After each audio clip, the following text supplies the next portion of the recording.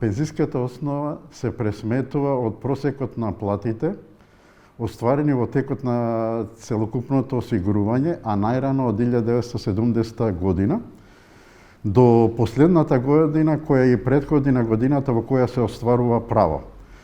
кои се сведуваат на ниво на година во која се остварува право, а врз основа на податоците за стажот и платата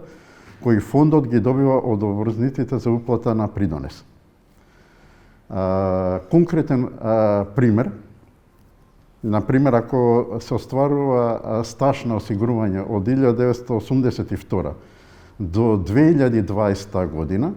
се земаат просекот на платите во дадените години од 1982 до 2002, ако во текот на годината се има остварено стаж најмалку од 6 месеци.